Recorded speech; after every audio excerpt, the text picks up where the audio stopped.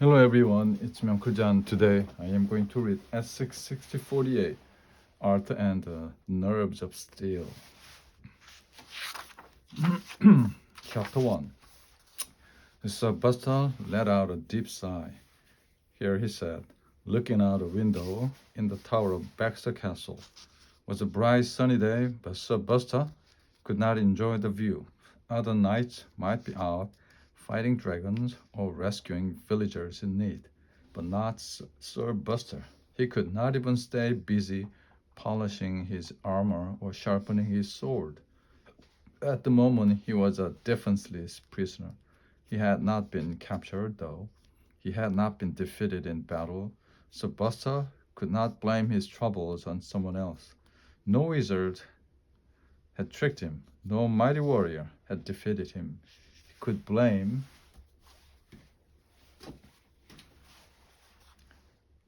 only himself. Hey Buster, was that another knight who had come to rescue him? No, it was impossible. So Buster knew that he could not be freed so easily. Hello, Buster. Are you there? The brain was calling to him from outside. Buster looked down. What's this? Said the brain. He threw a model airplane into the air. He climbed upward, did a loop-the-loop, and then sailed to a smooth landing. Impressive, huh? Said the brain. Buster shrugged. I suppose. You suppose? The brain repeated. I've been practicing all morning. Most people say throwing is all in the wrist. But it's a lot more complicated than that. He paused. Why are you inside on such a superlative Sunday afternoon anyway? Come on out. Buster shook his head. I can't, he said. I have to stay in my room. I'm a knight imprisoned in a castle tower. Why? Asked the brain. Are you sick? No. Too much homework? No. The brain frowned. Do you have other plans? Not exactly. The brain scratched his head. Then what's the problem? Buster sighed. It's a long story, really. The brain looked interested. So what happened? Where should I start? Said Buster. He stopped to think. What about at the beginning? Said the brain helpfully. Buster brightened. Yes, that'd be a good place. Now pay attention. Once upon a time, well, just the other day, I was sitting in the sugar bowl with you and Arthur. Chapter 2 is the end of civilization as we know it, said the brain. He pretended to cower in the corner of the booth. A mere 2 feet away, his cyber toy electric robot crashed through a wall of paper cups. Cyber Monster has broken through our last line of defense. His power appears to be unstoppable. What shall we do? Across the table, Buster and Arthur was sipping soda. They looked bored. Maybe it'll trip and fall, said Buster. Or, said Arthur, we could wait for its batteries to run down. Oh, that's right, agreed Buster. Those saboteurs use a lot of energy. The brain was just shocked. What kind of strategy is that? Brave and fearless adventures do not wait for enemies to trip or batteries to run down. They do something brave and fearless. I'm surprised you guys don't know that. He shook his head. Maybe you'll feel differently though when you get your own saboteur. Buzz and Arthur looked at each other and sighed. That won't be any time soon, said Buster. My mom says I can't have one until my birthday. What about you, Arthur? The brain asked. They are pretty expensive, Arthur reminded him. If I want one, my parents say I have to use my own money. He patted his pocket, and I don't have enough. Buster sighed again. Pinky has this great cyber mouth. He put it in Muffy's picnic basket the other day. I can still hear the sound of Muffy's scream when she found it. Some of them are amazingly lifelike, said the brain. Many have a full range of moving parts. Francine lets her cat play with hers, said Arthur. Imagine that. A cat has a cyber toy, but we don't. Well, said the brain, I'm sure some good friend will let you borrow one. Hey, don't look at me. I just got this. Maybe after a while, a year or so, I would. Here you are, cried Francine as she and Binky came running into the shop. Guess what? The toy store just got the cyber toy action set. You mean Creepy Castle? Said the brain, with a fully retractable drawbridge. Binky nodded, and the Galactic Garage, complete with space dock and maintenance center. We're going to check them out. Any of you want to come? Asked Francine. The brain stood up. Count me in, he said, grabbing his cyber toy. I hope they are not sold out. And three of them raced off. Buster and Arthur didn't move. Do you ever get the feeling, said Buster, that your nose is pressed up against a glass window, watching everyone else have a good time, but you're not allowed to join in? He rubbed his nose quickly. I think everyone on Earth has a cyber toy except us. Come on, Buster, said Arthur. Not everyone. You're exaggerating. I'm not. Yes, you are. Arthur insisted. Oh, yeah? Look. Buster pointed out the window. The Tybalt twins were walking by with matching twin cyber toys in their arms. Arthur took a long sip on his soda. Maybe you're right. Chapter 3. Is there no escape? Said Buster. He and Arthur were standing in the drugstore at one end of a long aisle. You'd think we were safe, Buster went on. I mean, I've been avoiding the toy store. No point in feeling worse than I have to. But I didn't think coming in here would be dangerous. My mother will be done with her errands in a minute, said Arthur. Meanwhile, close your eyes. Count to 100 or just turn away. Don't get sucked in. Too late, said Buster. Dr. Jonta, mad scientist Saboteur, was staring at him from the shelf. He had very hypnotic eyes. Buster picked him up. This guy is amazing. Look at the craftsmanship. Well, look at the detail. Look at the Power Mad's accessories.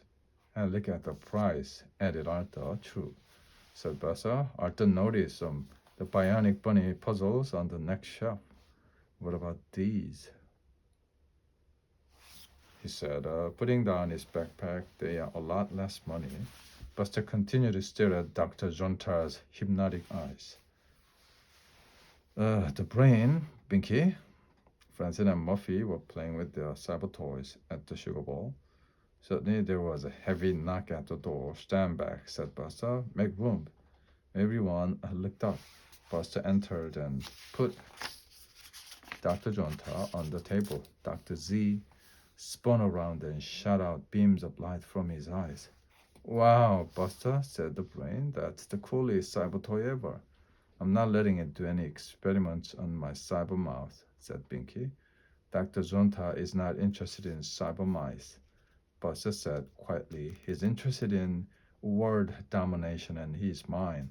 All mine. Ha, ha, ha, ha, ha. Hey, what are you laughing about? Arthur asked. Oh, nothing, said Arthur, feeling the slim herd of world domination slipping away. So how many pieces does the puzzle have? Let me see, said Arthur.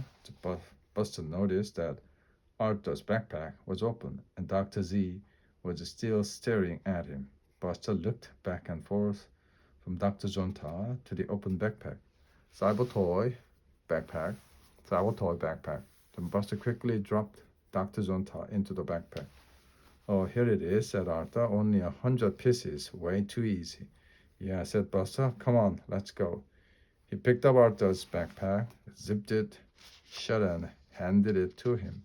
Hey, I saw that, said GW. Buster froze.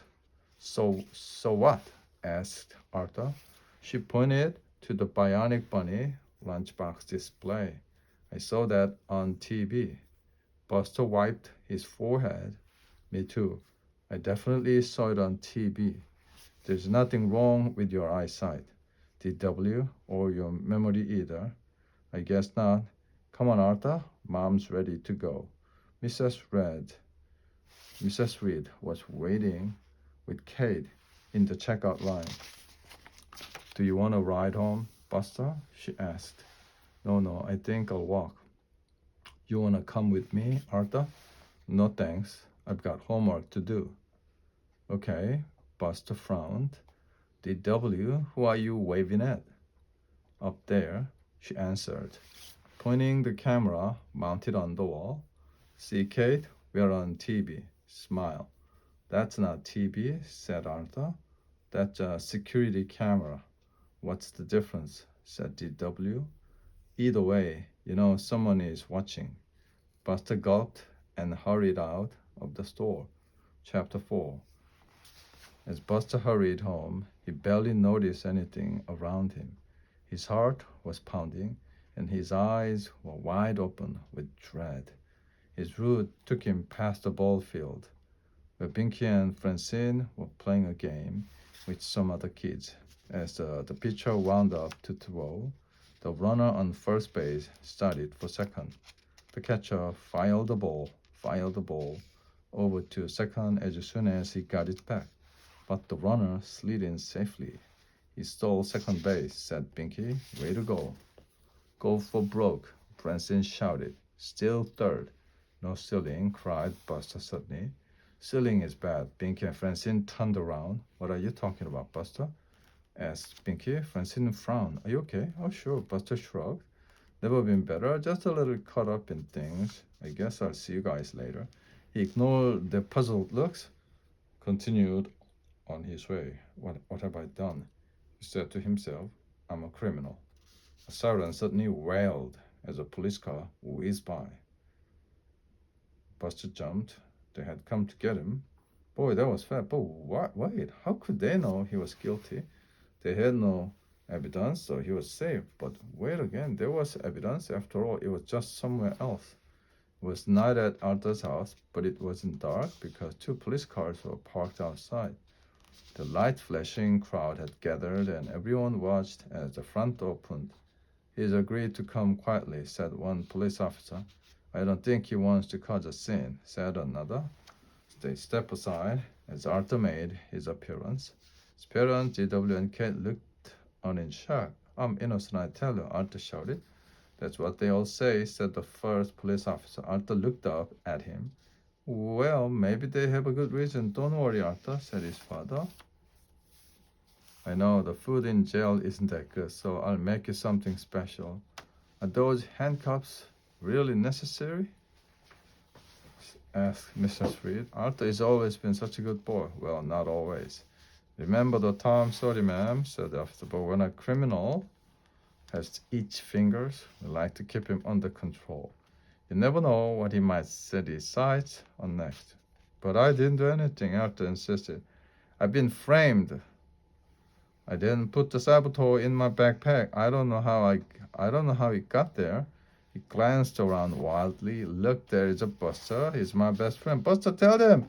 I would never do anything like this, please. All eyes turned toward Buster. He felt like he was under a spotlight. Well, said the police, what about it, Buster? Is Arthur telling the truth?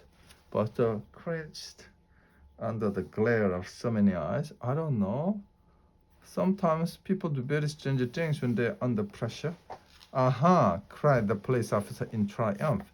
Take him away. Take him away. Chapter 5. Good timing, said Mrs. Spector. As Buster walked in, dinner is just about ready. Go wash up. Buster was gone for a minute. When he returned, his mother frowned at him.